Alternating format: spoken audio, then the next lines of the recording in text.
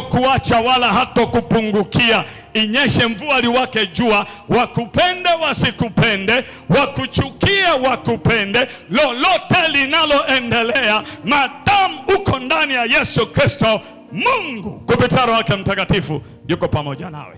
Wala uhitaji kupata recommendation za watu wathibitishe kwamba uko naye.